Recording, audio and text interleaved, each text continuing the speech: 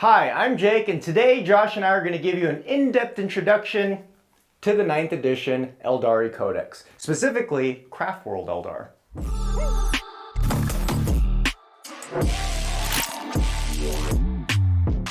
If you're new to the channel, what I do here is primarily cover competitive 40k content, and I also host fun and informative battle reports.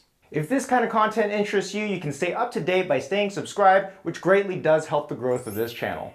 We also have a lot of cool new ways you can further support the channel if you so like, such as picking up your own set of Black Rabbit dice, objective markers, or even getting discounts on Warhammer purchases via our affiliate links, which are in the description below, where doing so costs you absolutely nothing extra, but a small portion gets kicked back to the channel. Speaking of which, several people have asked us to set up a Patreon program, which we did, and one of the subscriptions actually includes a private one-on-one 40k mentoring which takes place inside our Discord channel, which is just really cool to do. For today's video, we felt it was best to break up the talking points into multiple video segments on this massive and complicated new codex, which would allow us to better explain each portion separately.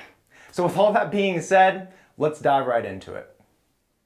It's finally here! The Eldar Codex. Everybody's been waiting for, feels like decades. I'm not really sure how long, but Eldar players rejoice, finally.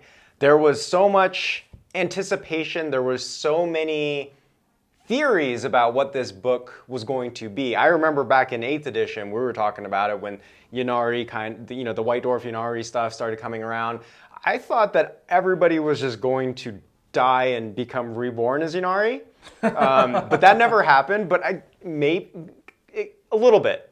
Maybe. To some degree, right? Yeah. So I played a little bit of Craftworld Eldar in 8th edition. It was around the time where I actually started learning the game mechanics in general. And I can admit, I'm not ashamed to admit, it was a very difficult army for me to pilot at the time without knowing the core fundamental rules.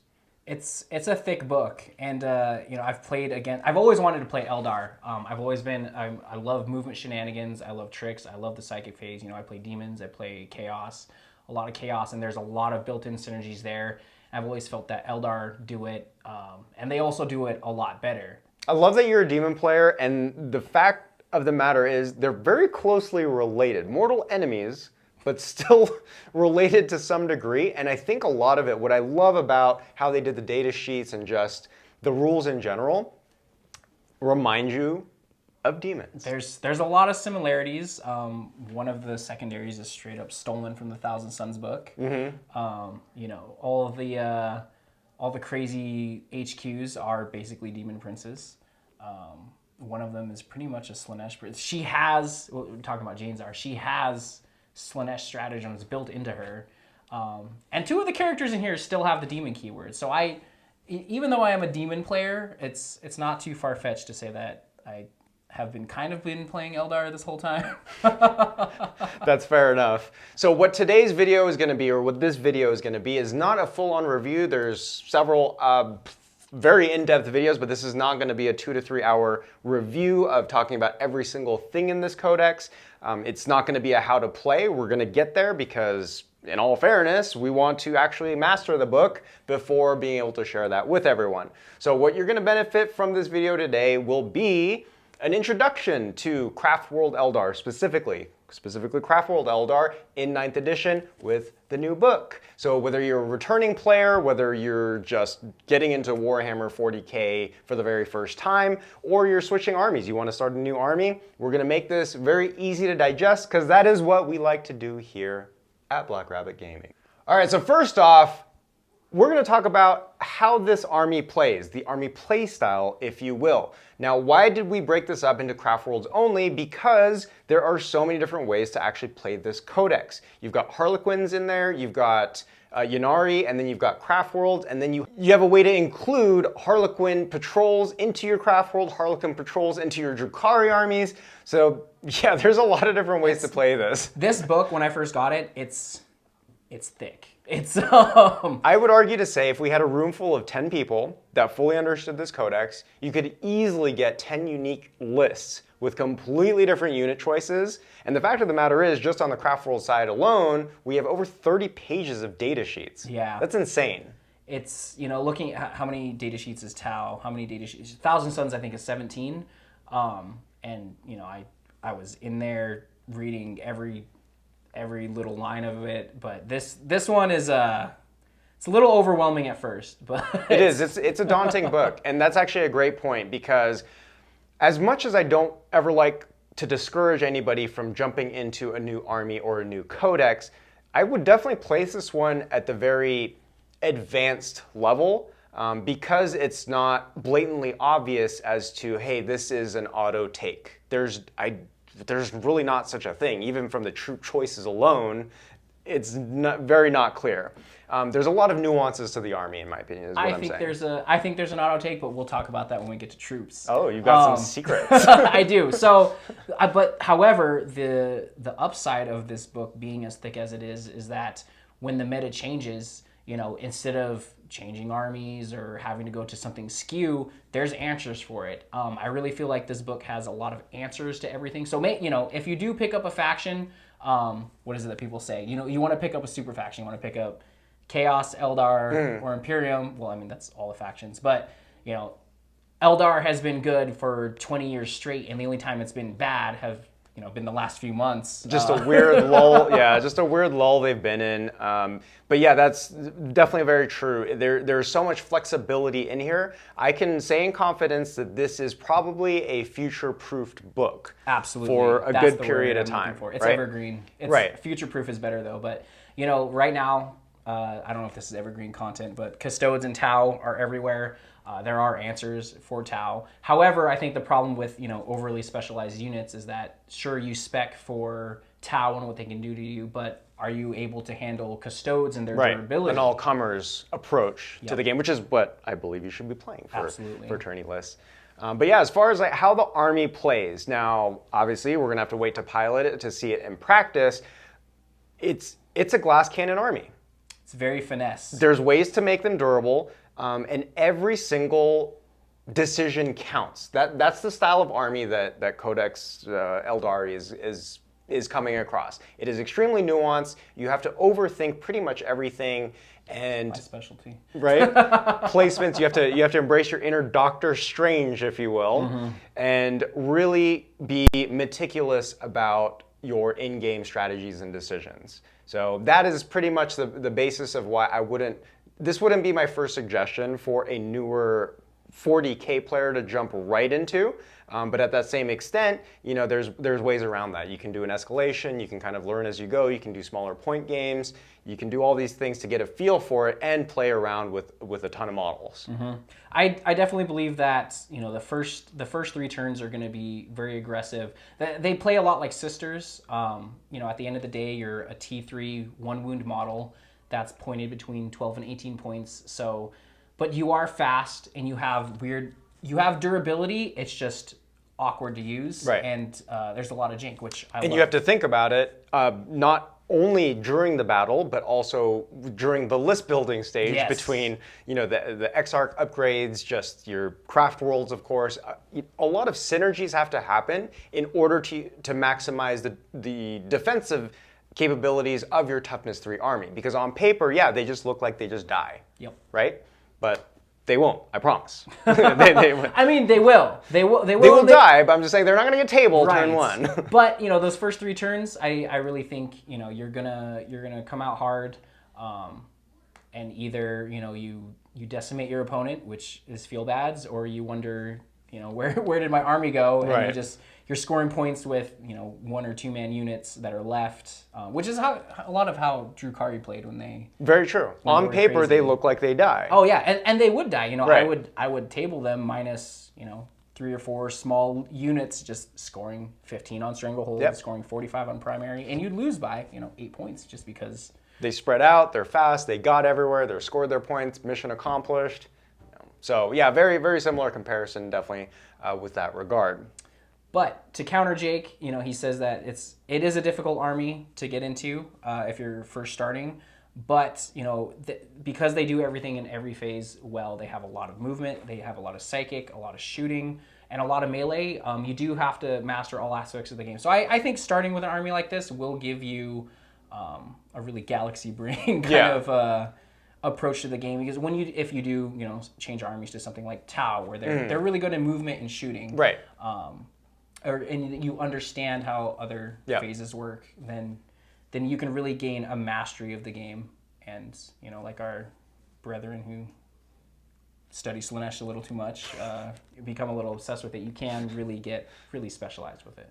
So on to a basic overview of some of the fundamental rules within this codex. So with Craftworld, or with Eldari, they gain the battle focus mechanic. This is interesting. This is a first of its kind for 9th edition. I love it. It's movement jank. I believe the first bullet point of it is if you advance, you can still shoot, but it's only pistol and assault weapons, and you act as if you would remain stationary. So no -1 when you do that. And the second bullet point of battle focus is that after shooting, you can move up to D6 inches. So that opens up a lot of jank. I mean, obviously there's caveats. You can't re-embark onto a transport. That would be broken. That would be very good. I think Harlequins can do that, but don't quote me on that. He's gonna do Harlequins. I looked solely at Craftworlds. But if you try to move through terrain, you're at a -3 penalty. Right. There are some ways around that, such as Baal-10, which is what I've been obsessed about lately, which you'll hear about later. But what battle focus? That's what kind of jank can you just think of immediately off the top of your head? No, definitely. It's so much play, and I think there was a lot of concern when leaks and stuff were going around, which is good. I'm glad that it was adjusted to where it's not feel bads. You can't just do whatever you want in a codex. That never feels great as being on the other side of things. Unless you're custodes. But no, definitely a lot of shenanigans that can go on with this, such as just kind of hiding behind things. And the D6, it's not bad. I mean, you're averaging 3 on there, or 3 or 4. I always like to lowball it. So Yeah. I'm saying you're gonna calculate it into 3, and then even with the -3 into terrain, it's not horrible. I mean, Right. it all does come down to positioning. So I think this is very perfectly balanced in its current state. Yes. As far as being able to be mobile like space elves are supposed to be. Oh yeah. And, you can't charge after doing battle focus, because if you advance, shoot, and then battle focus, D6 inches towards the opponent, and then charge. I mean, you'd have Banshees moving 34 inches a turn. Right. So you can't do stuff like that. But if you have Dark Reapers, here's your obscuring terrain, you just poke out, shoot, battle focus behind. That makes that unit very difficult to interact with unless you have indirect fire, which is a way that your T3 1 wound models can be somewhat tanky or somewhat hard to kill. Or once you battle focus behind terrain, you force the opponent to take weird angles to shoot you or charge you, which if they have to take a weird angle, maybe that angle puts them in the threat range of some striking scorpions or some banshees or some other melee units that you have ready for that. So that's amazing. It's an army-wide fire and fade. Oh yeah. It's that's exactly what it is. Yeah. And a lot of weird I won't say weird units have it. I mean, all the aspect warriors have it. The Avatar of Cain has it, which I know we're not there yet, but priced at 270 points, kind of hard to kill. He's pretty much a Be'lakor. He can kind of poke out, shoot a spear, hide, or shoot a spear, get closer to you. It's extra movement's always good. Yeah. You know me. In some of our battle reps, I do weird stuff with the charge phase to get extra movement, whether it's creating screens or creating zoning things out just with the charge movement or sneaking onto an objective. So extra movement is always really good. Yeah, I was at first glance I was a little bit disappointed that the Wraith hosts, so that's Wraith Lords, Wraith Blades, that they didn't have it, but I was relieved once one of the Craftworlds actually enabled them to get it. So again, that's part of the whole list building stage in this, where it's you have to really, really think about everything and consider everything at once before even diving into it. Another cool mechanic that was introduced is Strands of Fate. Oh my god. So for the Adeptus Sororitas players out there, you're familiar with Miracle Dice. But Strands of Fate, this is awesome. It looks a little bit daunting on paper. It looks a little bit confusing, but it's really not. So it's as simple as pre-game, so if you're playing, assuming you're playing a Strike Force mission, 2,000 points, you roll 6d6. This is just base rolls, because we're not going to get sidetracked because there's so many other ways to actually like There's more add to jank this. to add onto the jank. But simply put, you roll six dice before the game. You set 4 aside, or you set the number of dice aside based on the size of the game that you are playing. And then you refer to the table, and for whatever you roll, you set those aside to be allocated towards whatever that slot is or what type of roll that is. Yep. So for instance, a 1, that is an advanced roll. If you have a 2, you can manipulate a charge roll. 3 is a psychic test roll. 4 is a hit roll. 5 is a wound roll, and 6 is a saving throw roll. So you get to pick 4 of those to set to the side. It's just really cool, and those basically, whenever you use those, are auto 6s. There's so many shenanigans, because this is a game of risk and minimizing risk, and if you can manipulate rolls, if you can look into the future like Armin or Eldrad and kind of pick and choose, Super thematic. Yeah, oh yeah. Especially for for you D&D players out there who play divination wizards, just the ability to just say, you know what, this dice is a 20. It's so good, and there's a lot of things that just immediately come to the top of my head. Like if you need to make a charge roll. If you're in the command phase and you're trying to plan out your turn, and you're like, okay, well that's a 9-inch charge. What are the odds on that? 30-some%. It's not good, but you look at your fate dice and you say, you know what? I have an auto 6. Yep. It's like Honor the Prince in Emperor's Children. You can plan out your turn and surmise that you're going to make that charge because you have that fate dice. I think the most disheartening thing you can do to your opponent is using it on saving throws. When, especially when we start getting into the weird survivability part, some of our characters with 4-up invulns or 3-up invulns, I stab you, I wound you, and I say, you don't. Think of it this way: with as many ignore invul guns and attacks that seem to be being thrown around the tabletop, many of them are -4, right? Yep. So with 2-up save, if you want to really preserve a 2-up save unit or a model that you have, fate dice 6 passed. Yep. Or even using it on a hit roll where there's, we haven't gone into shuriken weapons yet, but with the shuriken rule, getting the extra AP on 6s to wound, if you really, or you have a character who does mortal wounds on 6s, you're stabbing someone with Corandus, and you're just like, you know what? I need you to take an extra 2 mortal wounds. Here's a 6. Yep. It's so good. It's after being abused by our sisters players for so long with their miracle dice. It's like, hey, that's a 12-inch charge. He says, I know. Here's 2 6s. Yeah. This mechanic is... It's very cool. But yeah, it is, it is balanced because you don't roll a dice and then do your fate dice. It's 1 dice, so for instance, if you were taking a psychic test, you can manipulate 1, so you can fate 1 dice, and then you have to still roll the other 1, which you can CP to re-roll that one anyway, but you do have to declare it before you're determining the fate of a dice roll. And we, as psychic army players, you play Grey Knights and I play Thousand Sons and Demons, you know that sometimes you got to get that spell off, or you need to make it very difficult to deny, especially with psychic secondaries. So, if you need to get Doom off, and you have a fate dice for it, there you go. Because Doom is pretty hard. You roll 3s and 4s on psychic tests a lot. I can't tell you how many times I failed a warp charge 4 or 5. Yes, exactly. Or even a charge 4 or 5. I can't relate to that. I typically make my 9-inch charges, okay? That's true. You don't make 1-inch charges through 4s, though. Right.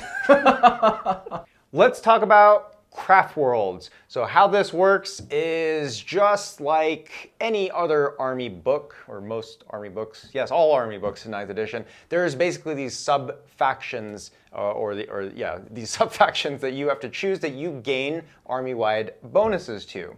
And with the recent change to Chapter Approved 2022, you can't be souping that to run multiple detachments within, Eldari, to have, an Oathway with a patrol of Bealdhand. That would be pretty crazy. So I am actually really pleased with that fix. And the one workaround that this codex does have is that you can add in a patrol, only a patrol of like Harlequins.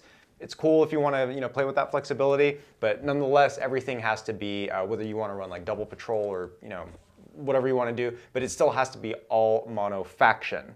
So highly recommend. I think Josh disagrees with this one a little bit. I always like to start here when going through a Codex book, is let me pick what kind of army I'm running, then I'm going to build around it. I look at how do you score, and I build around that. So I think we were chatting, while we've been studying this book, and we're just basically talking shit to each other the whole time. Like, no, why aren't you starting there? Why aren't you starting? This is also why I score, 88 points and still lose. He honestly has like the highest loss score points I've ever seen. It's been a rough year for chaos. That's okay. We have a new book, so. But Ulthwé. Fan favorite. Love Ulthwé, the color scheme. I can see why this is definitely a fan favorite.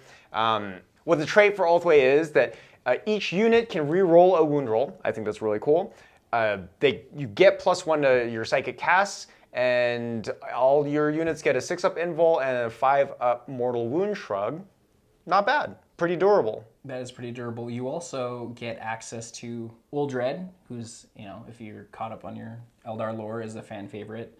We'll talk about him later. Mm-hmm. But yeah, tell me more about Ulthwé, because I was pretty hardcore about Ulthwé when you were pretty set on it. I was pretty set on it. I was persuaded to take up the sword for our more militant brothers of Biletan, but persuade us to Ulthwé. So with the Warlord trait, you get access to the Warlord trait where you can retain 1 additional fate dice. So here's what we were talking about being able to manipulate the whole, Strands of Fate roll in the beginning. So you get to retain 1 additional dice. That's great. So you go from 4 in a strike force to 5 dice. That's pretty big. That is pretty big. This is Eldrad's Warlord trait that he has to take since he's a named character, and that's okay. As far as the relic goes, so the bearer of this relic would get an extra psychic power, and if that psyker casts on a 9 or higher, it cannot be denied. Pretty good, considering there's a whole bunch of these. I roll 1 dice on a 4-up, it's auto-denied.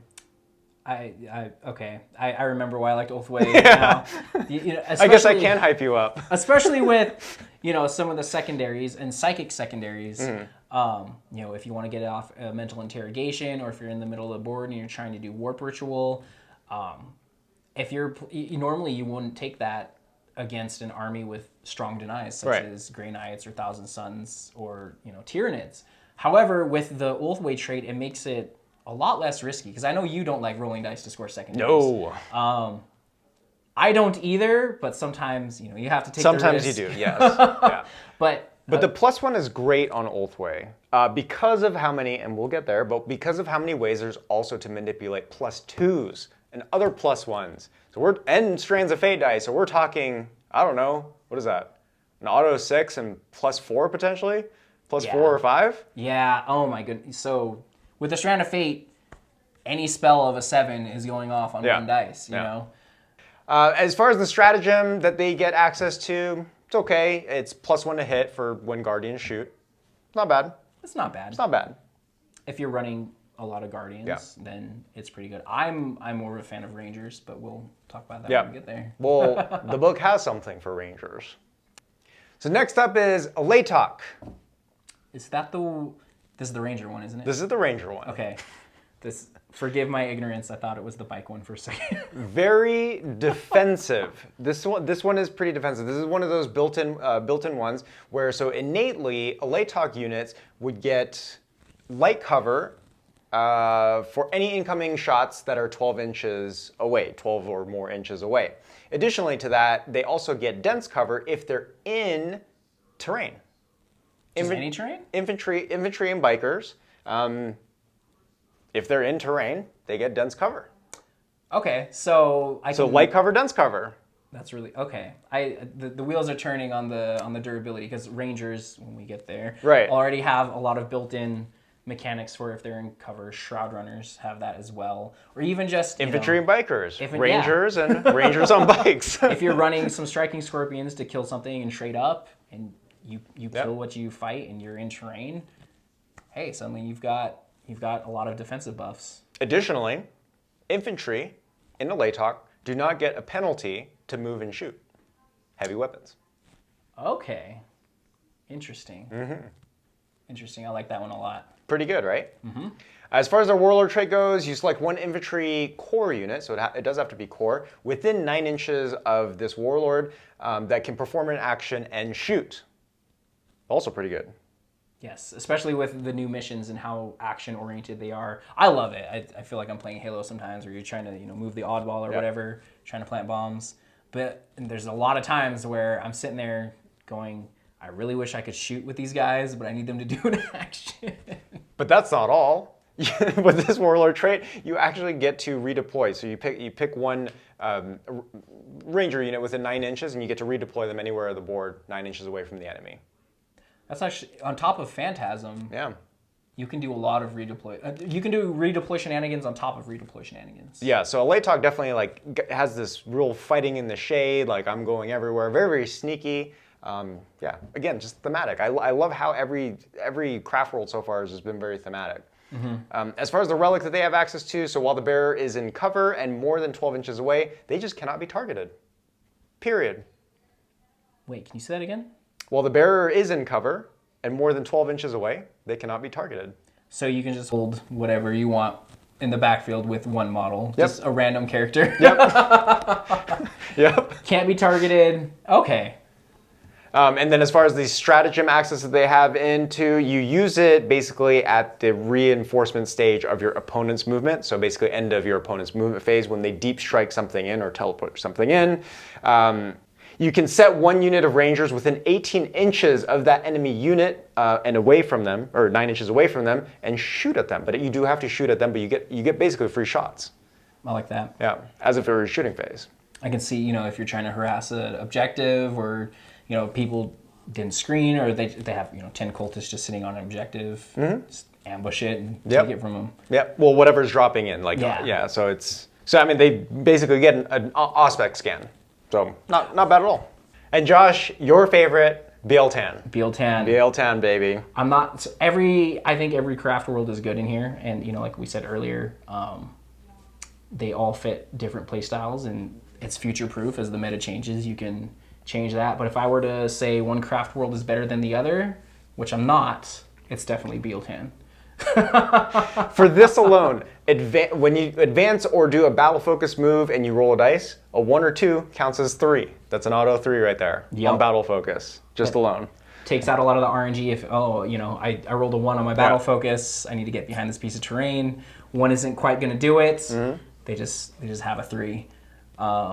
Which the way it's worded, I think it needs FAQ'd because warp spiders. I know I'm kind of jumping to the unit section, but they do a 2d6. 2d6 battle focus, and it says treat a roll of 1 and 2 as a 3 instead. So is it the overall roll, or I know the intent is probably as if the warp spiders do 2d6, then it'd be both the dice because it treats the dice as I don't know. That's how I would be okay playing it on the other end. Both of us always rule against ourselves whenever something is sketchy. So I'd say the intent is just a 3 minimum, but it could be argued to do a 6. But keeping on with Biel-Tan. Yep, their secondary. It's okay. So kind of the opposite of their counterparts, the opposite of Ulthway, where they get to reroll 1 hit roll. So each unit gets to reroll 1 hit roll per phase. So if you're shooting, bright lances or something that's only 1 shot, again, taking out that RNG really helps a lot. You can save your fate dice for something else.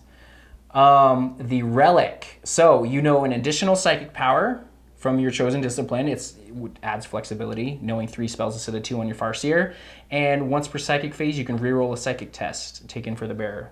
So again, just redundancies that take out that chance that you just have a turn of bad dice. Yeah, definitely. Built-in rerolls and built-in miracle dice. Exactly. Now, the thing that puts Biel-Tan a step above the rest, I believe, is their stratagem. So, use this stratagem. It's only 1 CP. In your shooting phase or the fight phase, when a Biel-Tan Aspect Warrior unit from your army is selected to shoot or fight, till the end of the phase, each time a model in that unit makes an attack, an unmodified hit roll of 6 scores 1 additional hit. It's huge. Especially, that's why it's definitely the way to go. And Aspect Warrior build wise, I love Aspect Warriors. I would argue that if you're gonna spam Aspect Warriors, it's BL10 that you really have to look into. Oh yes. We skipped over the Warlord trait, but the Warlord trait is actually pretty good too.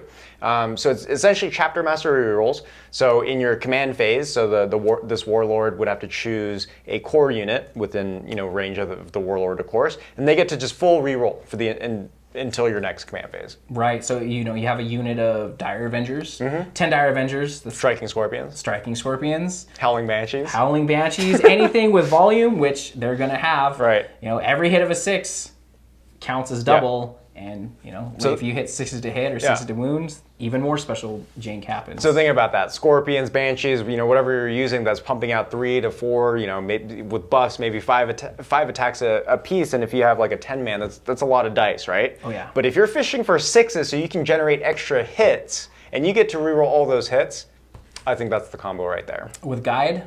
Oh yeah. With Guide too. Guide and Doom. Yep. More combos that we'll talk about later. Yeah, I know I keep skipping ahead. I will argue that maybe the Warlord trait is not as good as we think it is. I rate it as a B or a C instead of an A because of the +1s. Well, in the current meta, a lot of your Aspect Warriors are going to be in transports because of Tau. Fair. Or anything with a lot of indirect fire. So maybe you may not get as much use out of it as you think you would, but there's other Warlord traits out there. So depending, as it's a tool in the toolbox, and depending on the build, maybe you do run a ton of just Aspect Warriors and no transports. That's actually going to be really huge. Yeah, and a notable change too for this codex in general is that all the Aspect Warriors just innately have a 5-up invul now. Yes. It's really cool. And that's kind of the one reason when we were talking about Ulthway, it's like, well, why run Ulthway when one of the key traits is that everybody gets a 6-up invul? And if we're gonna, if you end up wanting to spam Aspect Warriors, it's really awesome that they have a 5-up invul now. Yes. Next one is Eandon, and I think this is the one that you're also a huge fan of. This is one of my favorites. Do you like them more than Ulthway, or? Okay, so maybe unpopular opinion, I don't like the color scheme. It's an unpopular. I'm a hobbyist first, man. Like this is important to me. I can't sit there and do your own. I know. I'm just saying it's notable. Okay, so it's just not my jam. I know. I don't like it either. Okay. Thanks for making me feel better. And now we get a bunch of dislikes. Sorry. Anyway. Eandon, no, very cool. You're asking how does it compare to Ulthway? Not too much to be excited about their first trait. So they get a +1 to combat attrition tests. It could come into play. I mean, especially with Eandon, because you're going to end up running a lot of like Wraith hosts. You don't want to lose those Terminator. It's the equivalent of Terminator bodies. Terminator. 40 wounds. Yeah, 40 plus probably the 5 upgrade, whichever variant you're going to take. Losing 45-point models is certainly feel bad. Maybe I'm spoiled coming in from Death Guard, where it's like, okay, don't fail morale anyway, or don't fail combat attrition anyway.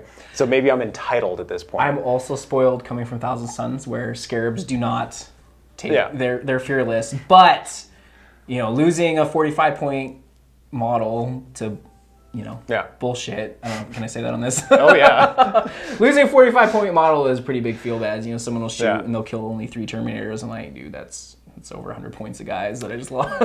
But where I think the biggest benefit of this Craftworld trait comes from is essentially the biggest threat to Eldar in general, and that's AP 1 and 2 damage weapons.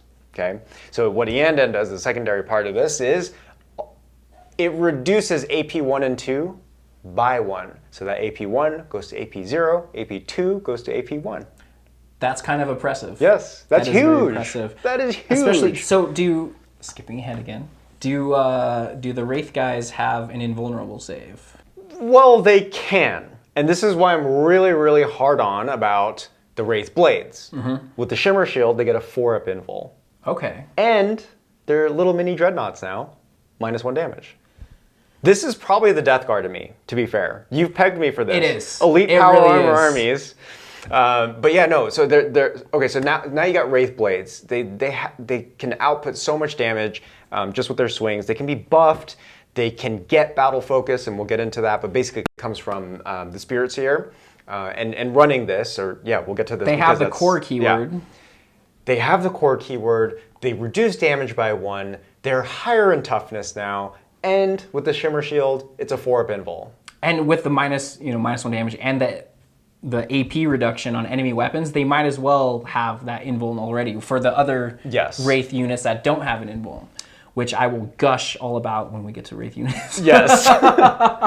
And so what their stratagem does is in the shooting or the fight phase, so I like that there's flexibility to both, you select one Spirit Seer model and one Spirit host, which is either your Wraith Blades, Wraith Lords, even the Wraith Knight. Mind you, even the Wraith Knight. You count those units as being within range of each other. So even if you're clear across the board or whatever, you pick those 2 and you get the Spirit Mark ability, which means reroll 1s to wound. Oh. Yeah. That's pretty good. So you get the Lieutenant rerolls. I don't know, man. That is pretty amazing. Especially late game when it's grindy and you need someone on an objective here, but your Wraith host is doing stuff over here, doing that, or maybe you miss position. Yeah. Your aura, I like that. I also go ahead. No, you go ahead. I was gonna say, so keep that in mind because that was an excellent bounce off to this. But the relic that you can take for Eandon is in your command phase, selected as an Eandon Spirit Host unit within 9 inches, and they get +1 attacks characteristics. And if they're a Wraith Guard unit, they also get battle focus. Oh. Yeah. So they are doing flips then. Yes, they're doing barrel rolls at this point. Okay, I'm starting to like Eandon a lot. I really feel that Eandon is future proof, as we said, because right now I am all about aspect wars. Like you said, you put 10 people in a room, they're gonna come up with a different list. If you want to run something tanky or heavy, right now Terminators are really good because you need to be able to take objectives and stay on the objective. Eandon and the Wraith Host is the way to do it. Yeah. So far, not a bad one. No. Like it's so flexible. It's so flexible. Yeah. Okay, sorry. We have one more Craftworld to go to, and that is Samhain. Sam Raimi. We have to. I don't think Google's going to tell us how to pronounce this. Neither is Alexa. So I'm going to say it's Samhain, which makes no sense with how it's spelled. I don't have Alexa in my house anymore. She was very invasive, so we're not going to ask her. Oh, I have like 3 in every room. So what they get to do is they get to reroll charge rolls, and they also get to fall back in charge. 2 very, very powerful traits. Their Warlord trait is a +1 wound characteristics and a 6-inch heroic intervention capability. Their relic is when making a melee attack on a charge or getting charged or heroically intervened, you get +1 strength, damage, and AP. Really? Yeah, it's pretty powerful. So as far as the stratagem goes, bikers, they can advance in charge. So what does that tell you? If you want to play a biker heavy list, Sam Raimi is the way to go. Run fast. Eat ass. Run fast, eat ass, score a lot of points. Damn. Especially with how fast these bikes move. 16 inches. 16 inches. Advance in charge. Oh my. With the fate dice. Yep. Oh man. So it's pretty good. It's pretty spicy. I always loved the bikes. Actually, back when I was first collecting Warhammer in middle school, which is longer than you think despite this baby face, a Wind Rider was actually gifted to me, and that was the first 40K model I ever painted. First hit is free. I'm very exactly. I'm very nostalgic when it comes to these, and so I've always wanted to try a biker spam list. I missed the mark. I wasn't there for the scatter laser shenanigans, or with the Wind Riders back in 8th. I had moved on to a different army. We may. It might happen. We might. When I talk to you about Shroud Runners, we'll talk about scatter lasers. Okay. We should mention Far-Flung Craftworlds. Yes. It's not bad. You get to pick 2 traits, so this is basically like if you want to kind of come up with your own and maybe, even go on the more thematic side of things and you have your own backstory. There is, of course, the Far-Flung Craftworlds. There's some good ones. I really like the Children of Cain one in particular, but I was kind of hard-pressed in pairing that with anything. And as far as I'm concerned, maybe some people disagree, you lose so much by not picking one of the major Craftworlds. Yes. I'm not really sure this is the way to go, competitively speaking. But it is future-proof. If we're in a weird meta. This book has been out for over a year, and hey, this thing is really weird. That's a great point. Basically, custom craft worlds is what's been carrying the the Eldar so far in 9th edition. I do want to point out that Mobile Fighters is actually pretty cool. When you disembark from a transport, you get +1 to your wound roll. And then there's another one in here where you get exploding 6s. Superior Shurikens. No, that's not it. I forgot what it's called, but I know that you get exploding 6s. So if you have that with on top of your Shuriken weapons, on top of +1 to wound, you can start getting some pretty crazy combos, especially if you run something crazy like 30 Dire Avengers. Yeah. Shooting I'm sure. a million. I'm sure some people will figure out some amazing combos for far flung, but it's for. I would probably stick with one of the major ones, at least in the beginning. Yes. Yeah. So again, we're not going to dive into the Harlequins aspect or the Inari aspect within this video, but we want to highlight also some of the kind of the hot takes, some of our favorites within stratagems, Warlord traits, and namely Exarch powers, because I'm really excited about the Exarch powers. Yeah, Josh, tell us, man, some stratagems. Stratagems. Well, Exarch powers, I think one of my favorite ones. I'm looking at the list that I've made so far.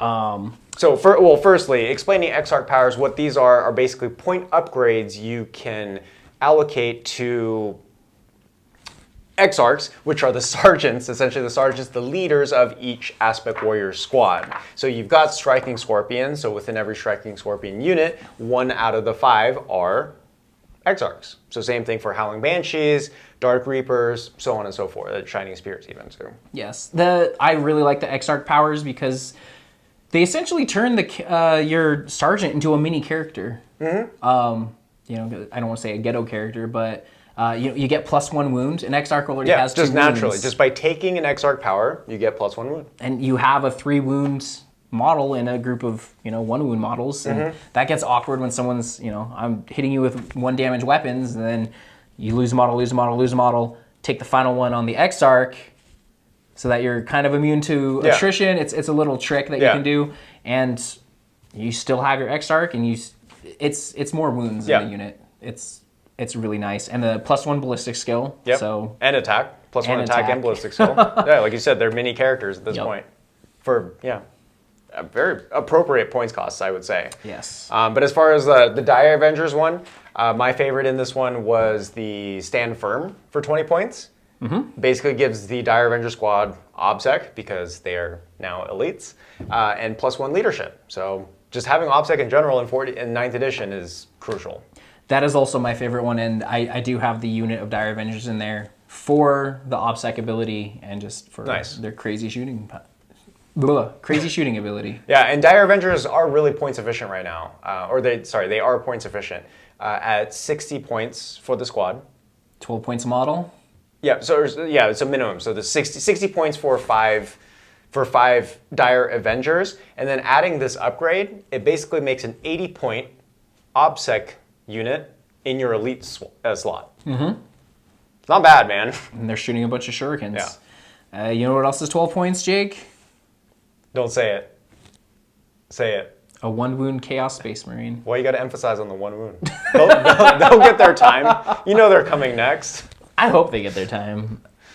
But as far as Warp Spiders go, I really liked Web of Deceit. That's 15 points for a once per game. You teleport instead of battle focusing. Yes. So you go anywhere. Yes. 9 inches away from the enemy, of course. That's obnoxious. Swooping Hawks have something similar, but yeah. You can just, the wheels are turning on what you can do with that. So you shoot your guys and then you just teleport. I mean, you can just hold your own backfield. Mm-hmm. You can shoot, teleport back and screen something. You can teleport and start threatening an objective. How good mobility is, and this is a mobile army, and just Warp Spiders being able to do that is thematically incredible. Shining Spears. Expert Lancers. 20 points. +1 to hit on a charge. It's okay. Okay. Yeah. Hitting on 2s is okay.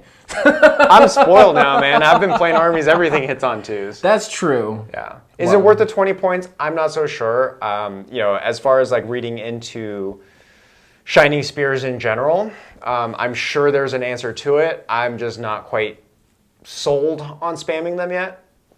yet. I'm not sure. I'm not sure either. And a lot of the lists that I've looked at that other people are making, Shining Spears are absent. It's just because I can't get over, like, back when there wasn't damage reduction, when Shining Spears were really on top, them being damaged too was massive. Yes. Right? And you can, spam them, take multiples of them. But I don't know, the additions changed so much that, like, damage 2, it's like, okay. Like, what's the rest of the army, basically, at that point, That's why I'm not, like, completely sold on it. And, please, if you have some input on why you're thinking Shining Spears are the way to go, I would love to hear it. Like, we're still theory crafting this. Oh, yeah. We haven't had this book too long. Full disclosure. So, but yeah, that's the only thing, like, I'm, like, kind of iffy on as far as... I really like the lightning attacks. When you make a consolidation move, if you move an additional 6 inches, or no, you move an additional 6 inches. That is a 9-inch consolidate. Yeah. That is, I love my fight phase, Jank.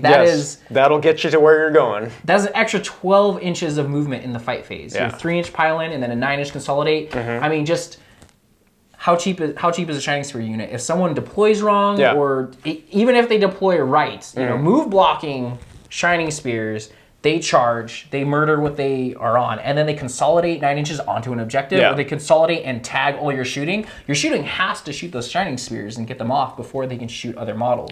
I'm sure we're missing some kind of, like, synergistic buff here, because, like, you've been focusing on, a lot of Aspect Warriors. I've been focusing on a lot of, like the Wraith hosts. Yep. So, if anything, admittedly, we've overlooked the bikes a little bit. But yeah, my concern about, like, taking the upgrades on the Shining Spears Exarchs is can they, so theoretically, hypothetically, can they even wipe the squad so that they can consolidate? True. Right? We need a Sam Hain player here to comment on that. So Yes.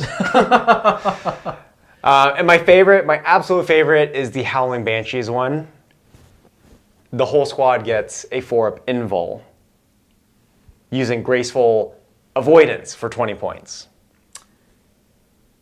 That's obnoxious. Yes, it is. Yeah. We already know how obnoxious. Invulns, as a demon player, Invulns on a 1-wound model is big field adds. You shoot your fancy Bright Lance or your fancy Las Cannon if you shoot it at a Howling Banshee and you don't kill it, it's... Oh, I lied. That wasn't my favorite. The Striking Scorpions one. Tell me more about the Striking Scorpions one. 30 points. It's pricey. But Scorpion Sting against non-vehicle melee targets, mortal wounds from the Mandablaster? It's like a mandible. Mandablaster? Mandablasters. I don't know. I just had a brain fart. Mortal wounds with the Mandablasters occur on 5s instead of 6s. Now that's massive to me. Oh, yeah. I think it's worth every penny on the 30 points. As Death Guard players, we're spoiled by the biology professor giving mortal wounds to melee. And just adding mortal wounds to melee just gets you over that weird hump of, okay, I did this much damage, and you're trying to kill a Terminator unit, and then just having those mortal wounds tacked on just makes the unit a lot more efficient. And you're rolling a lot of dice. I think an argument could be said here to where you run a 10-man squad. I have a 10-man squad on my list. They are an incredible bully unit. And the good thing about these Aspect Warriors, is, namely the ones that we're looking into the most, is they are relatively points efficient.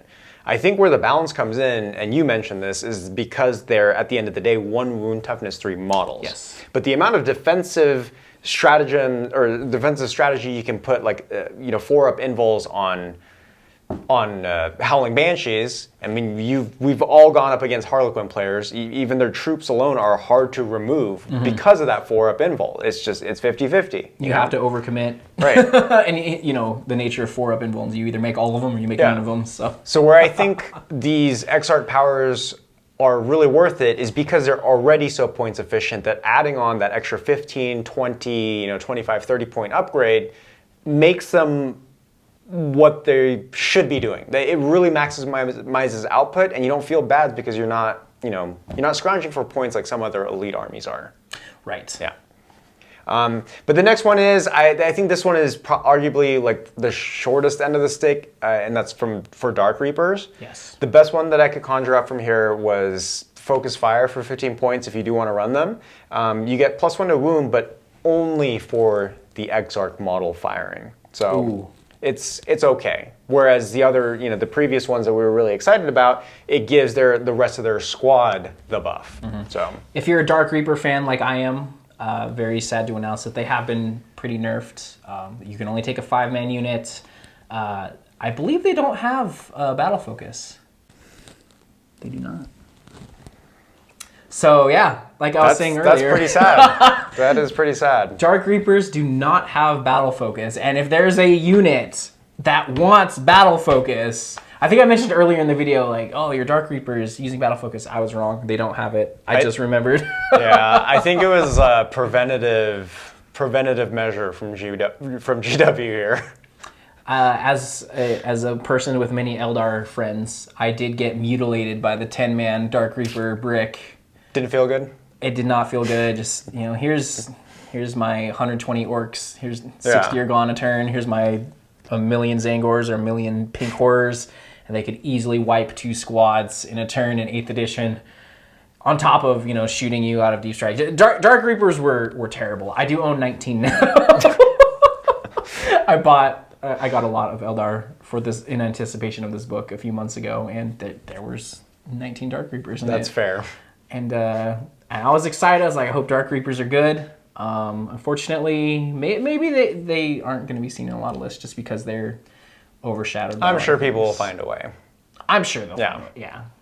Fire Dragons are another one. It was a toss-up, or not saying it's another one that's overly negative, but Fire Dragons, it was a toss-up between Blazing Fury and Dragon's Bite for me. It's, I don't know, situational. Adding 4 inches with Blazing Fury on their range, it's okay. I mean, they're short-range guns, so they were, 12-inch guns? 12-inch guns and 18 on the fire pike. Right. So, that extra range could certainly help, but it's kind of like the unit data sheet, you want to be up and close. That's true. So I don't know. So it was a toss-up between that and Dragon's Bite is, if that attack is made with a Dragon fusion gun or fire pike, add 2 to the damage characteristic of that attack. That's pretty good. This is against vehicle and monsters, of course. If that attack is made with a Dragon's Breath Flamer, add 1 to the damage characteristic of that attack, and when resolving that hit, you can reroll the wound roll. So you reroll wounds on the Flamer, that's pretty good too. So situational against vehicles and monsters, I think those are always good things to have in your toolbox when building a list. But again, it was just a toss-up to me. I probably lean more towards Dragon Bite. I think... Dragon's Bite.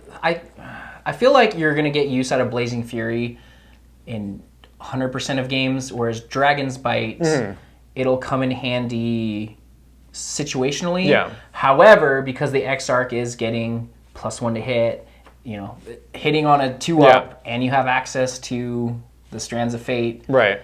that's a pretty nasty little model shooting some pretty oppressive guns. Because their damage profile is... I feel like we are hopping a little bit into the units while talking about the powers. But that's the thing about this codex, like you almost have to, because like how does one relate to the other? Yeah. Speaking of flexibility, Swooping Hawks. Swooping Hawks, amazing unit choices.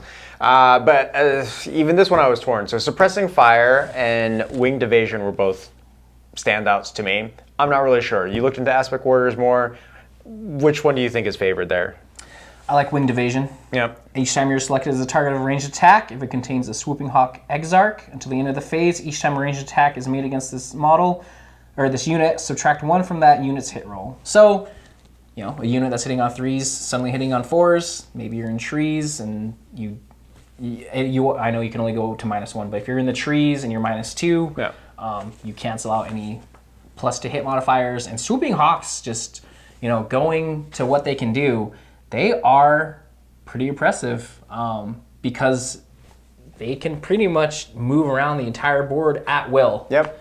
Whenever they want. So No, most definitely. Yeah, being anywhere you want them to be. Like I said, you can defensively screen. We'll talk about Swooping Hawks later. But you can hold your own backfield without holding your backfield. Yeah.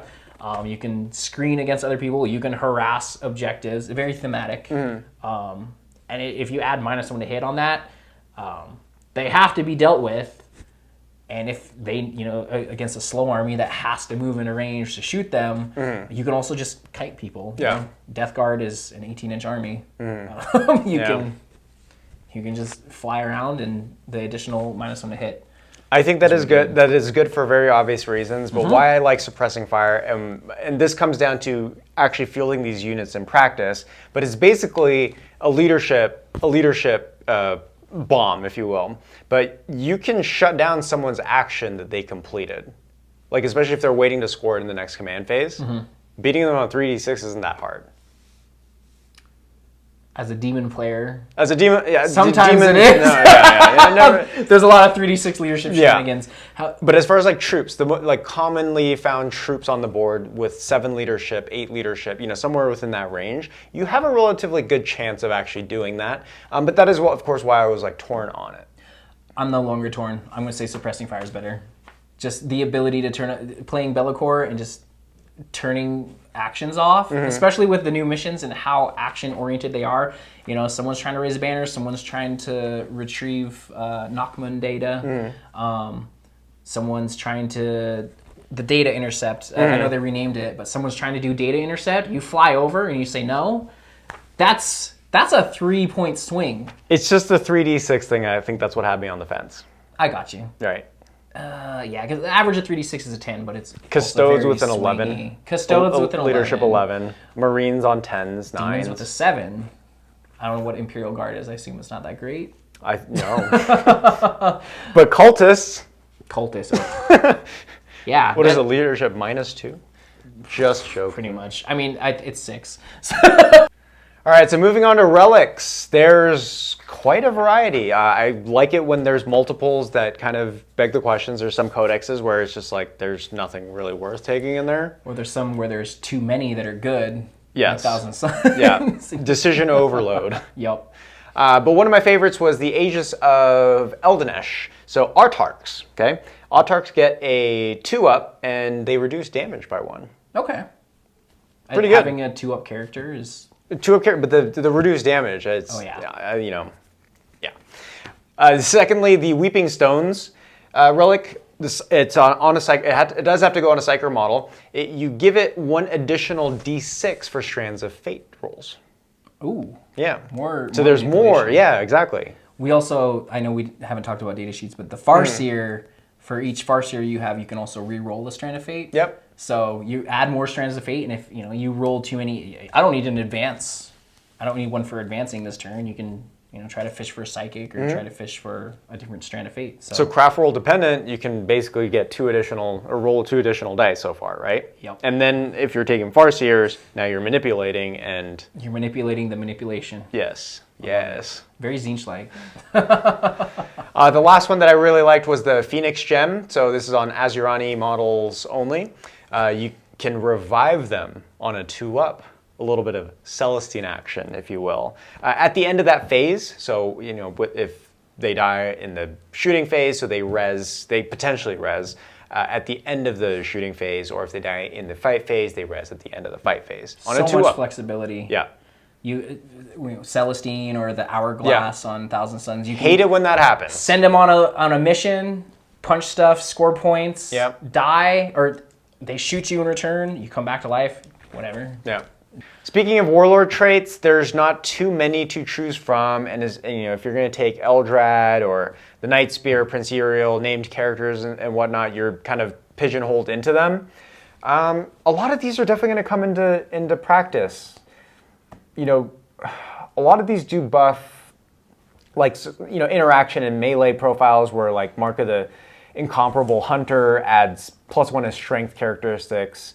Wound rolls of 6s generate mortal wounds in addition too. So that's really dependent on which character you're going to try to run as your warlord. Yeah. That's it's the very situational. It's the Wish.com version of Corandus. Yes, it is. And then Fate's Messengers also pretty good. Once per turn, mind you, a saving throw made for this warlord is failed, you can change the damage characteristic of that attack to 0. Railgun. Well, if a railgun is hitting your Yeah. No, It's pretty good character. surviving a railgun with a T3 character. Right. Yeah, I'm on board. And then you can add movement, like 2-inch movement characteristics to a warlord, and ignore the effects of difficult ground. That's with Falcon Swiftness, things like that.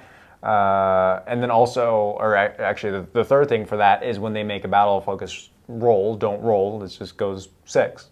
That's pretty good. Again, not bad, but highly dependent on which character. Walker of Many Paths. Once per turn, you can reroll 1 hit roll, 1 wound roll, or 1 damage roll.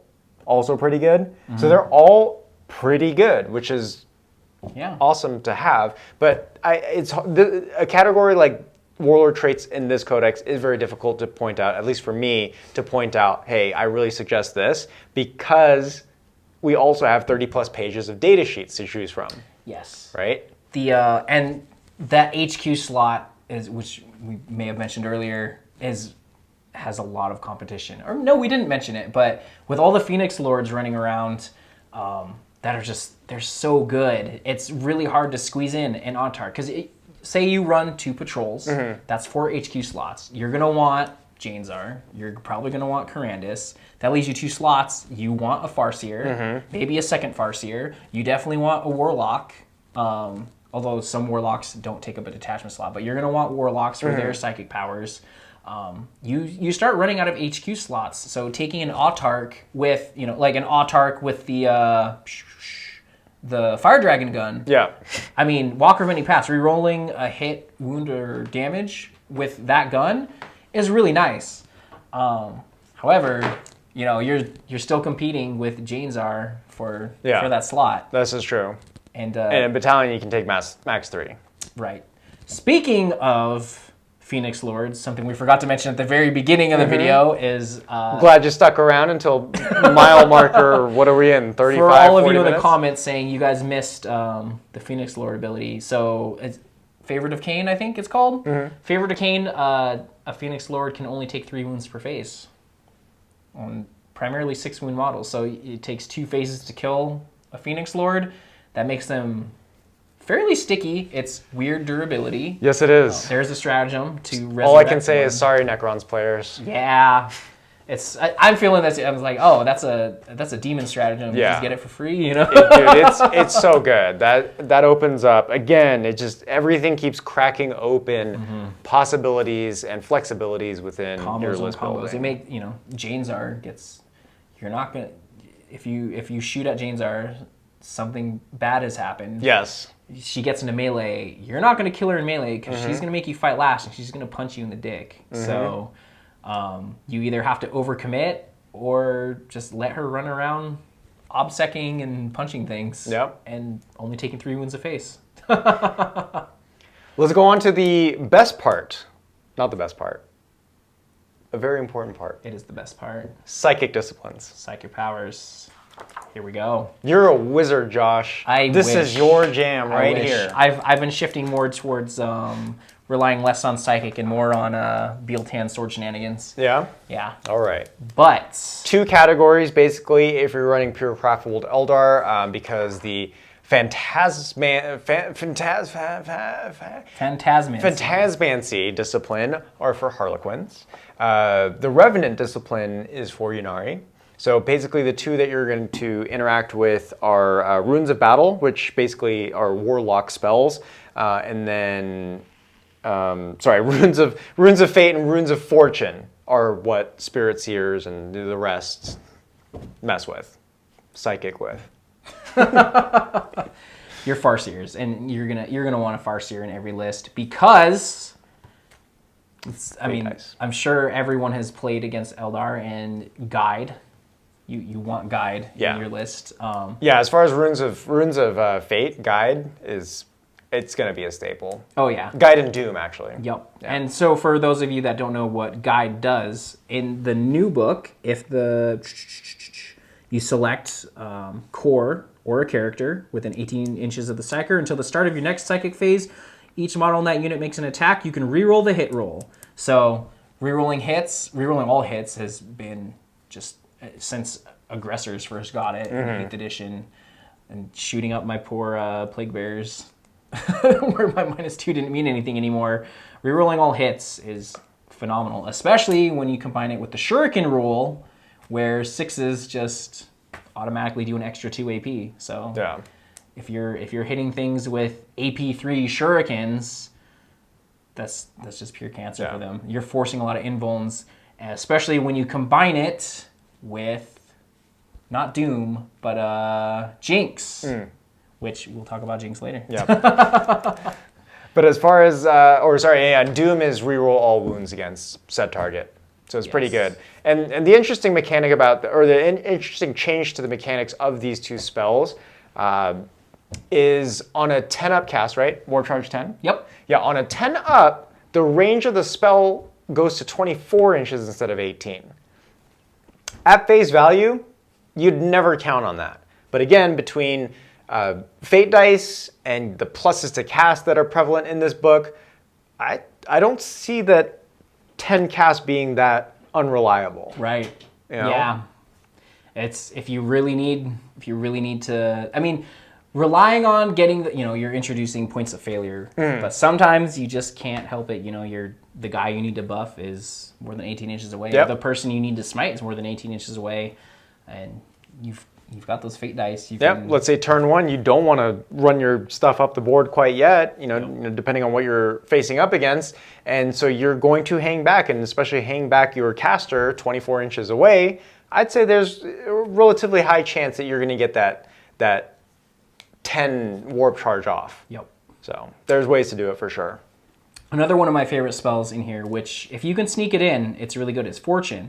So Fortune pretty much just gives you a 5-up Feel No Pain on core or a character within 18 or 24 inches. There's more of that durability. Yeah, you know what has core? Wraith units. Adding a 5-up Feel No Pain to your 1 wound models with a 5-up invuln, 5-up. I mean, we've all dealt with Plague Bearers. It's essentially you're going to ignore half the damage that comes your way. They're now death guarding better than death guarding. A lot of things are death guarding better than death guard. Sad face. Very sad face. But yeah, and the Executioner is always a great spell to just murder people with, and with the Strands of Fate, you can pretty much assure that all very good. Very, very good Executioner spells. Doesn't need line of sight either. I think in 8th edition, or in the previous, it didn't require line of sight either. Oh, okay. But it's still always, as a casting player, requiring line of sight sometimes can get gets a little sticky for sure. Hairy. Yeah, yeah, and even Executioner is also one that's Warp Charge 10. If you cast it on a 10-up, it extends range to 24 inches. But what stood out to me a lot was actually in the Runes of Fortune. The Ghost Walk one. Ghost Walk. So when I first read it, I made the mistake of actually reading this part of the book first before going into the front part. I don't think that's a mistake. So I saw Ghost Walk and I was like, why would you waste a cast to buff another caster? So what this does, and it goes off on a 5, so it's a very, very reliable cast. If manifested, select one friendly as you're on a core or Craftworld character unit within 12 inches of the Psyker. Until your next psychic phase, add 2. Wait. I think you're thinking of a different spell. I was thinking of a different one. However, he's not wrong. Ghost Walk is phenomenal. You add +2 to charge. So, again, making things less, I can't speak. So reducing variability is always really good, and adding a +2 to a charge, that 9-inch charge becomes a 7-inch charge. That's suddenly a lot more doable. 8 inches, pretty difficult to make on a charge. I always make a joke. I don't go for charges over 6 inches because I'm probably going to fail it. Making an 8-inch charge into a 6-inch charge, or if you come out of Deep Strike, which I know Falcons are drop pods. They can come down turn 1. Yep. You throw down a drop pod turn 1, filled with Banshees or Scorpions. They get out 9 inches away. You Ghost Walk them using your runes to get. It's a guaranteed charge. It's 7-inch charge. Yep. Oh, I'm gonna Ghost Walk. I'm gonna runes or Strands of Fate again. Yeah. This dice is a 6. That charge just goes off because the other dice is gonna be a 1. Yeah. At the worst. So. Charging someone turn 1 with Banshees out of a Falcon, It's just Plus 2 to charge is lots amazing. of crazy combos. Or, you know, your Wraith units coming in from the side of the board, ghost walking and making you 7-inch charge. It's obnoxious. But what I was trying to be hype about was Focus Will. So that one obviously it does not go off on a 5, but it goes off on a 6. So if manifested, select one friendly Asuryani Psyker within 24 inches of the Psyker casting this until the start of your next Psychic phase. Add 2 to casts. I like that. Yeah. More... So that's what I was getting to, where I plus 2 to charge, plus 2 to cast. Yeah. You know, there's a lot of +1s and +2s in this book, but I mean, just off the top of your head, what kind of crazy shenanigans can you do with a +2 to cast? Well, yeah, because you have these powerful Psychers that are, able to cast like multiple spells. Being able to buff, from Eldrad, let's say Eldrad casts this and buff someone else, or vice versa, because Eldrad actually gets a plus. He rolls all his spells too. Right. So you'd want to, potentially get like a +2 onto some guy that rerolls spells, but you can essentially sacrifice a 1 cast in order to ensure and guarantee 2 to 3 spells going off. Yes. Oh yeah. Especially on, Eldrad, who rerolls all his spells, right. and he gets +1 to cast because he's an Oathway. That's a +3 to cast on 3 different spells. You need a psychic action to go off, or you need a... You need a Doom to go off. You need a Ghost Walk to go off. There's so many things that you can just absolutely guarantee with it. Yes. By sacrificing 1 throwaway spell. Do you use the spell, or you can use the Strands of Fate? There's just so many shenanigans you can do to get your spells off. Josh, what do you think about the secondaries? So I think this is where we should have started, because scoring points is how you win the game. So we've got some pretty cool secondaries here. I don't know if they're auto takes, such as Grey Knights have with Warp Ritual, but... It's kind of my reason as to why I don't like to start on these with the new codexes that are coming out. I did the same thing with Custodes, where I'm not necessarily a fan of... Hello! You all know Otis? Hey, Otis. I'm not particularly a fan of secondaries that really dictate what you need to do in order to score, okay? That's fair. For the longest time, granted I was playing Death Guard at the time, but I really did not like Engage on All Fronts because it told you where you had to go. Yes. It can put you into compromising positions, so on and so forth. Other secondaries where it's like, you have to do this, but don't do this, it's like, I am just trying to play the game the way that I want to pilot my army to score the points that I want to score the points. Yes. So, this is kind of your shtick here, because you did essentially start here. I did. Any one of these like stand out for you? The No Mercy, No Respite. So Wrath of Cain is a progressive objective. Basically, you get 1 point if you kill a unit with an Aspect Warrior in ranged, and you get a point if you kill an enemy unit with an Aspect Warrior in melee, which, if you're running Aspect Warriors, it's going to happen.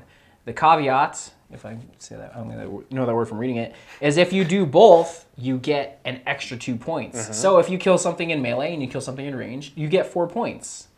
And, getting 12 points in 3 turns is kind of oppressive. I think that one's really good. I did watch some battle reports with the new book, and they were missing points because they kept killing everything and shooting, and they had nothing left to kill in melee.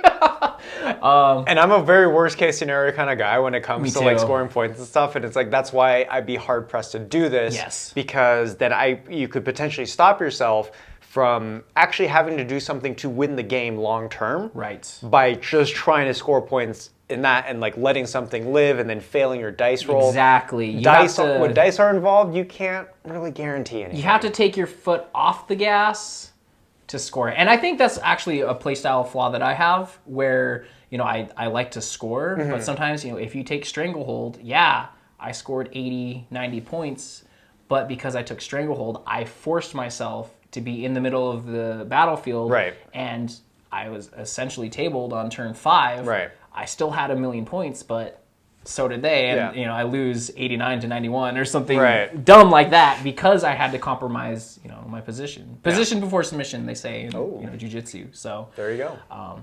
The No Mercy, No Respite, I think if you're facing, a lot of MSU or you're running, and secondaries come in at the list building stage very often. Yeah.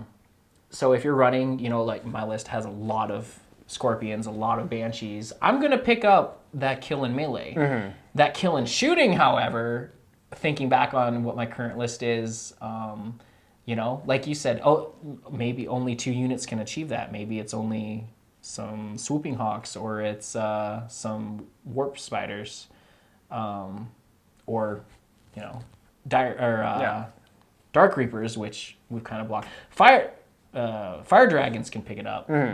But if the game is grindy and on turn 3 you lost your fire dragons because you needed to sacrifice them to kill something, suddenly you're out. You're getting 1 point a turn because you don't have the shooting to score that little section of it. So I'm easily convinced, but Jake's a very logical person, so maybe it's not that great, but I still think it's a pretty good secondary. But why would you take this over something like? Well, I guess you wouldn't really want to take Killmore. I forget what it's called. Grind. Yeah, it's taking grind. I mean, that's a situation as well, and that is a secondary that completely changes the pace of the game. It really does. Changes the tone. It turns it into a bloodbath. Like, I want to just kill you as fast as possible. Or if you have a list that's built for it, like Death Guard, where you have a bunch of stuff, but really you only have 7 or 8 drops. Right.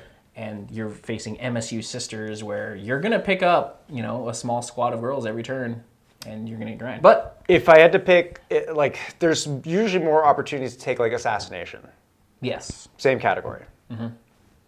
I don't know. I think I'd rather take that. Yeah. As a psychic player, I like there's just so much over assassination. I feel like there's just so much that could go wrong here. That's true. Yeah. And I don't think you're wrong. Yeah. So speaking of... Oh, this looks familiar. The Warcraft one looks familiar. Scry Futures is basically Mutate Landscape from Thousand Suns. I'm pretty sure it's worded the exact same. So basically, Scry Futures is a psychic action. You have 1 psyker character. Oh no, 1 psyker from your army. It doesn't have to be a character like Thousand Suns. I don't know if there's a psyker that's not a character. Right. But, like demons.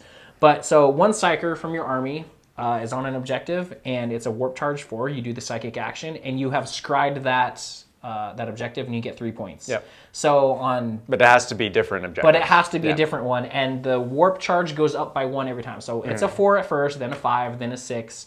When the game gets really grindy and it's a 7 or an 8, sometimes that can be hard to hit. So, and again, that's why I didn't like this one. Yeah. So I like on missions where you have 3 objectives in your deployment, or 3. You always playing slow armies. You're always like, I'm going to be in this part of the board. And there's 3 objectives here. I can scry for 369. It's the same, literally the same as Thousand Suns. Thousand Suns goes up as well? Yes. Okay, that's fair. So you get I'm disqualified by Grey Knights because it's just like Purifying Ritual. I just camp. Very easy. Yes. So Scry Futures, you get your 369 points easily. But then when you're fighting for that number 12, it can be a compromising situation because you will have to overextend. But with how fast the army is and how aggressive the new missions are, maybe it's not so bad. You want to do it on at least 4 objectives so you get 12 points. It's a tough call for me only because psychic interrogation does exist. And it's a lot better now. And it's consistent, right? So it's 24 inches, no line of sight required against an enemy character. The warp charge doesn't go up.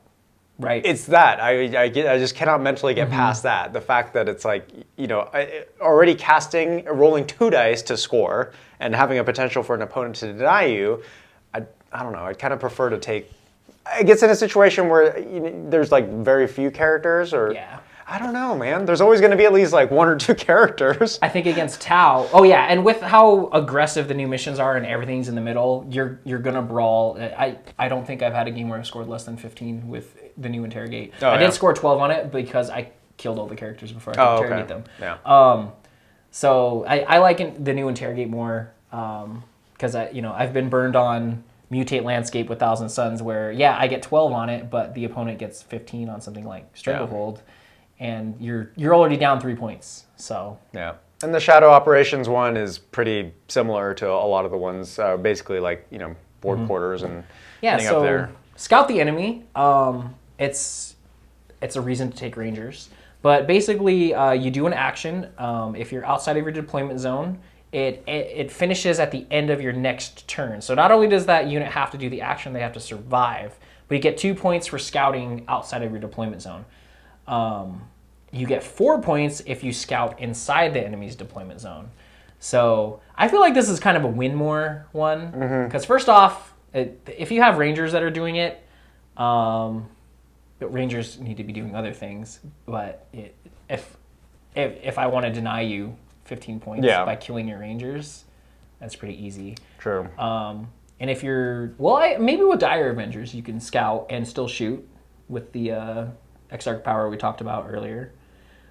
But I don't know, man. I can't wrap my head around, like, would I take this one? And which kind of matchup, which kind of map would I take this one? When Engage or Stranglehold is probably better. Right. Because you are dictating where you have to be, but being somewhere to score, there's no dice involved in that. And the army's fast. But when you're going somewhere that you're going anyway, for instance, like Engage on all fronts, it's, I don't know, that feels better to me than saying, like, or Stranglehold on a 5 objective map. You're gonna fight for that middle objective. You might as well take Stranglehold because you can have your backfield, and with OBSEC Banshees or OBSEC Striking Scorpions just torpedoing onto that middle objective to steal it, you're gonna get Stranglehold every turn for something you're gonna do anyway. Yeah. So the last one's your favorite, though. Last one is my favorite. So there's the Webway Gate. Yep. There's a lot of talk about weird, crazy shit you can do with the Webway Gate. I was super excited when I saw the rules. Other people weren't. I think folks are starting to come around to the Webway Gate because it's shenanigans. So in case you don't know what the Webway Gate does, it basically is a piece of terrain. It infiltrates. It still has to be 12 inches away from the enemy's deployment zone, but you can pop things out of it. And if you pop out in your engagement range, you count as having charged. So, which means you get to fight first. I think the opposition against it is that it is just a very large piece of terrain. It is. And especially for us, because we attend tournaments and we play a lot of player-placed terrain or player-optimized terrain. Yes, the new adjustments to it has certainly helped. You can remove an obstacle, an obstacle on the board in order to replace it. But with how big of a footprint the Webway Gate is, and hopefully the overlay picture, depicts it, it is massive, though. Yes. So I think that's where the resistance comes from. Right. And you can block it by, taking up the zone. But when you put down a Webway Gate, you're saying you're putting down an area of the map that is a no-no zone. Yes. So, if they go there, you're going to pop out with Banshees or something you have a deep strike like Fire Dragons, and they're going to destroy stuff when they come out of it. If you try to take it and they come up within engagement range, they're going to mess with you. It creates a dynamic where they have to interact with it, and that could be unfavorable for them.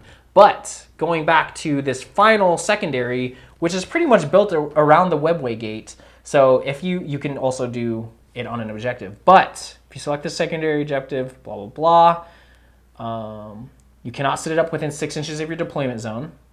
So it has to be outside of your deployment zone. But if you have a Webway Gate, you score a number of victory points equal to the current battle round number. If a unit from your army is within 3 inches of the Webway Gate, and there are no enemy models within 3 inches of the Webway Gate. So I put this Webway Gate 6 inches from my deployment zone. If I keep this Webway Gate clear, which I'm going to, it's 6 inches from my deployment zone, anyone comes within melee, they're going to get melee, and I can pop out and mess with them. I'm going to get, if it's turn 1, I get a point. If it's turn 5, I get 5 points. That's fair. So... And it's not bad. It's 80 points. It's 80 points. It's, they're trying to make the Webway Gate good. I like it. I think I need to free up 80 points for Webway Gate for the secondary. I totally agree with you. It adds an extra layer of stuff going on throughout the gameplay zone. So, and if they want to deny it, they are forced to go to the Webway Gate, which can force them to overextend. And if they're overextended, they're in countercharge range, they're in smite range, they're going to get shot.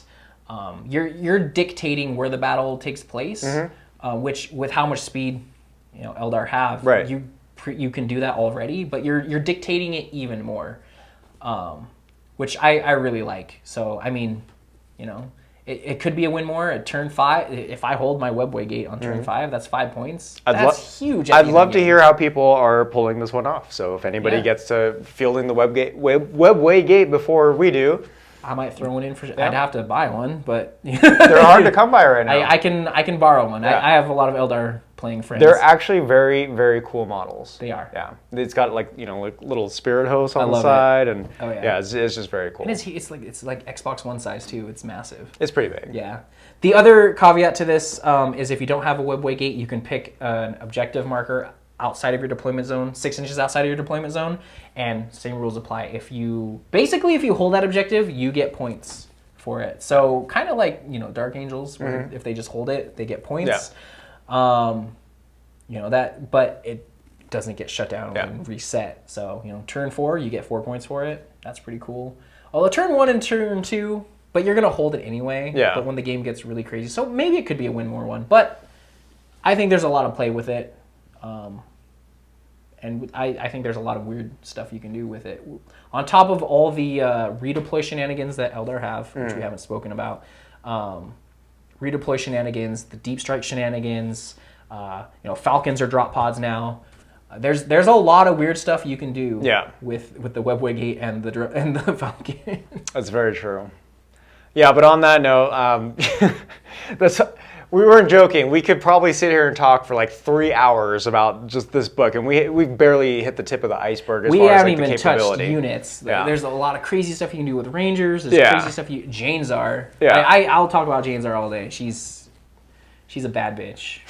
No, and we'll definitely dive more into it as we kind of playtest and go into it. But let's kind of wrap this up by saying, Josh, what kind of lists are you like with all of this in mind? And thank you guys so much for bearing with us. This is probably this might be the longest non-bat rep video that we've done today.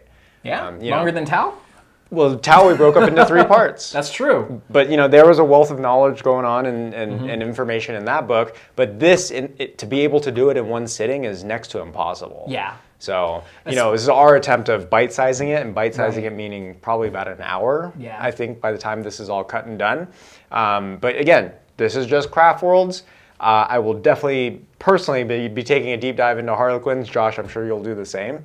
And potentially, Potentially. Switch. My Harlequins are not. My Craftworld are at the painter. My Harlequins are not. The good thing is I have already 1,500 points painted from my 8th edition days, so we'll have definitely access to both. But yeah, thank you guys so much for if you've made it from start to finish, thank you. Let us know what you liked about the format, how everything flowed, and I mean, if you want to kind of tell us what you want us to cover next, always open to ideas. But yeah, this concludes this portion of an introduction to Craftworld. We would love to hear more about what you guys are building, what you're theory crafting now that we've had more of a dive onto this, and we'll just kind of play it by ear. I think Josh is going to beat me to actually throwing Craftworlds onto the tabletop. We'll see. Maybe. Oh, well, you're on the Custodes train, last I heard. I can't even keep up with what I'm doing these days. Every single codex or army, I should say, every single army that I loved dropped back to back. Oh, no. Custodes, Eldar, Tyranids. What am I supposed to do? You gotta pick a lane, man. No.